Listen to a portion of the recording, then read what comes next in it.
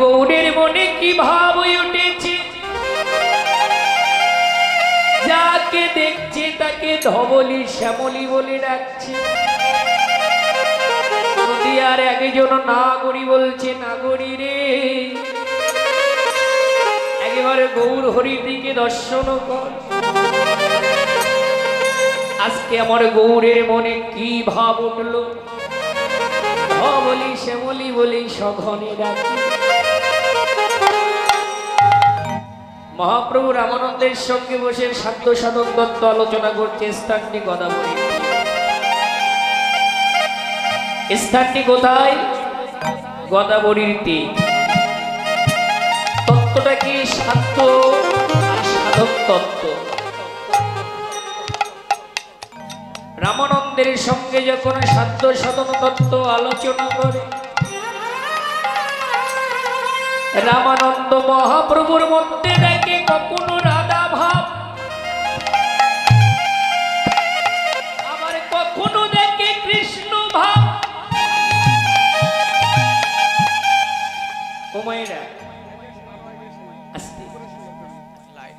আপনারা মা আর এখানে এরা বাবা, আপনারা তো বাইরের কিছু না, সবাই তোমার নিজের মানুষ, তাই না?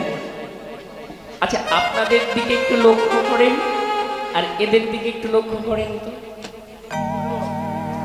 আপনাদের কাছে আমি বিচার দিলাম।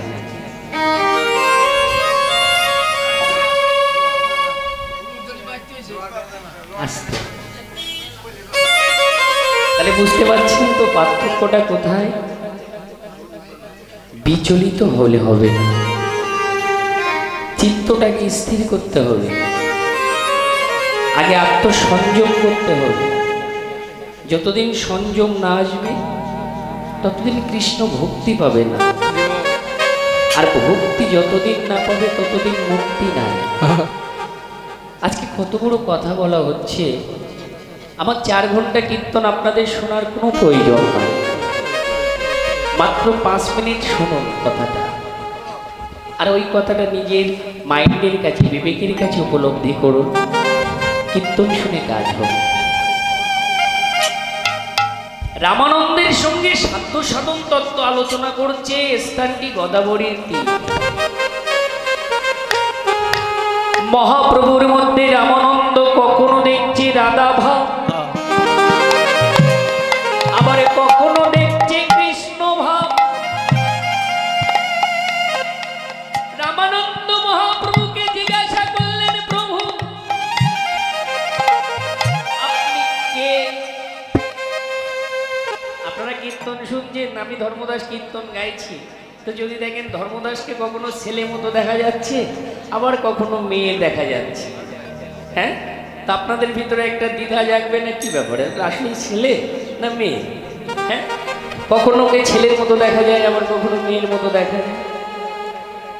তো রামানন্দের সঙ্গে মহাপ্রভু যখন সাধ্য সাধন তত্ত্ব আলোচনা করেছে, কখনো দেখছে রাধা ভাব, আবার কখনো দেখছে কৃষ্ণ ভাব। রামানন্দ মহাপ্রভুকে জিজ্ঞাসা করেছে, প্রভু আপনি কে? আপনি কি সেই ব্রজের ব্রজেন্দ্র নন্দন কৃষ্ণ? মহাপ্রভু বলেন, না রামানন্দ, আমি কৃষ্ণ না। তুমি সবসময় কৃষ্ণ চিন্তা করো ও রামানন্দ, তাই তুমি আমার মধ্যে কৃষ্ণ দর্শন পাচ্ছ। ভগবান ছলনা করছে ভক্তের কাছে। রামানন্দ, তুমি সব সময় কৃষ্ণ চিন্তা করো তো, তাই আমার ভিতরে কৃষ্ণ দেখতে পাচ্ছ। কেন জানো রামানন্দ? কৃষ্ণময়ী কৃষ্ণ যার ভিতরে বাহির, যাহা যাহা নেত্রে পড়ে তাই কৃষ্ণ স্ফুরে। এই কৃষ্ণ নামের এমন অহির্ত কি কৃপা, এই কৃষ্ণ নামের এমনই গুণ, এটা কারণে অকারণে হেলাই অবহেলাই যদি কেউ বারে বারে বারে বারে কৃষ্ণ নাম কর্ণে শ্রবণ করে, এই কৃষ্ণ নাম শ্রবণ করিতে করিতে দেহটা যদি একেবারে কৃষ্ণময় হয়ে যায়, সে সর্বত্র কৃষ্ণ দর্শন পায়। রামানন্দ কৃষ্ণ কথা বলিতে বলিতে শুনিতে শুনিতে তোমার দেহটা কৃষ্ণময় হয়ে গেছে। কৃষ্ণময়ী কৃষ্ণ যার ভিতরে বাহিরে, যাহা যাহা নেত্রে পড়ে, তোমার চোখে এখন যা দেখছো সব কৃষ্ণময়। শুধু রামানন্দের নয়, এখানে কত বাবা এসেছে কৃষ্ণ কথা শুনতে। ওই বাবার হাত ধরে ছোট্ট ছেলেটা এসেছে হরিনামের বাজারে। এই হরি কথা শুনিতে শুনিতে পিতার দেহটা যখন কৃষ্ণময় হয়ে যায়,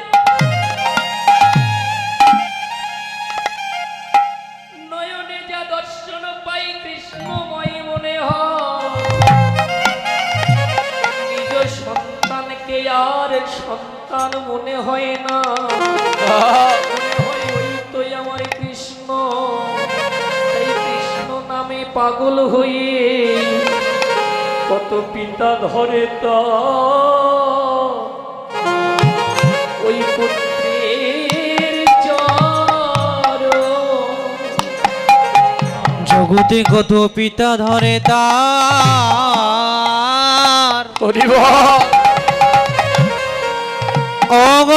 অগপুত্রের চরণ। আমি ভক্ত সঙ্গ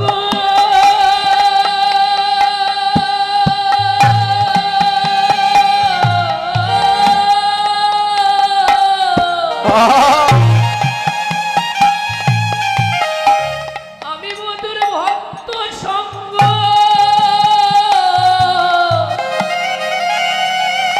সঙ্গ পেলাম বলে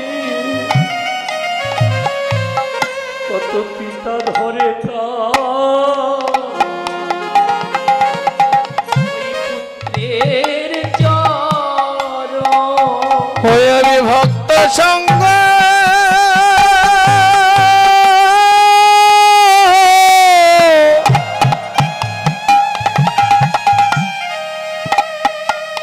হয়ে আমি পেলাম বলে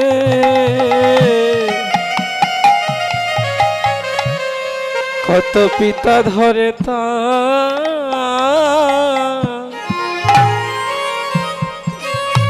ও তারি পুত্রের চরণ। বল ভাবে এমন তিনি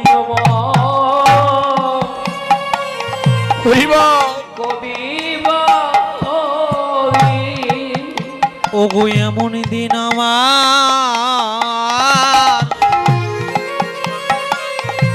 আমার কবে বা হবে, যেদিন আমার ভক্ত চরণে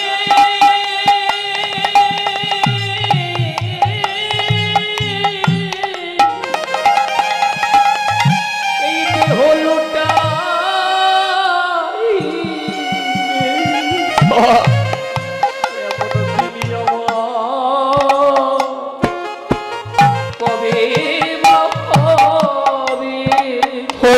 ভক্ত চরণে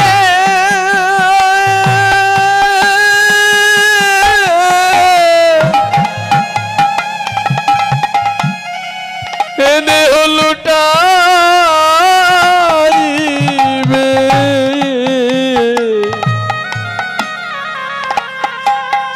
বলো বলো এমন দিন আমার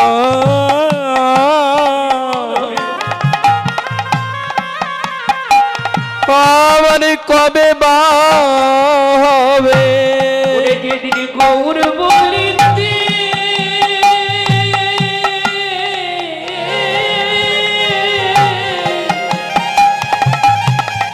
দুটি নয়ন জড়িবে। বলো এমন দিনই আমার ওগো গৌর বলিতে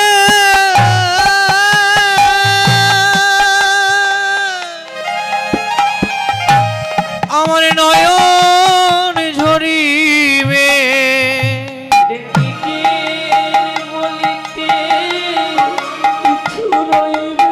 যেদিন গৌরী বলিতে নয়ন ঝরিবে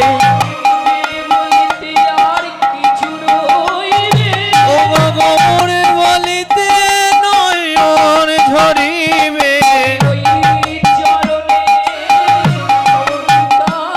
ওগো আমার বলিতে কিছু রবে না গো যেদিন নিজের বলিতে কিছু রবে না যেদিন গৌরী বলিতে কিছু রবে না গৌর বিনে কিছু রবে না সেদিন ওই চরণে সব শোবে না ওই চরণে সব শোবে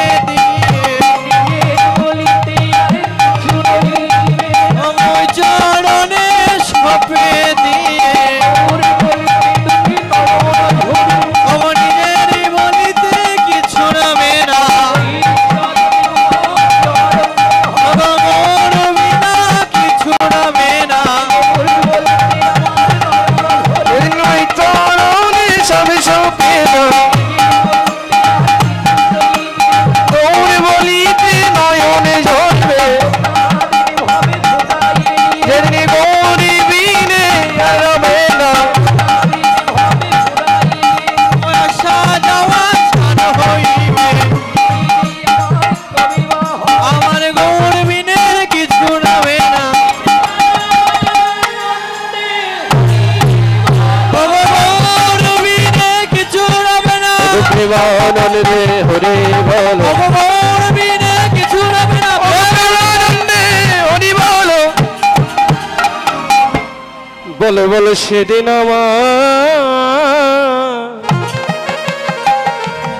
আমার কবে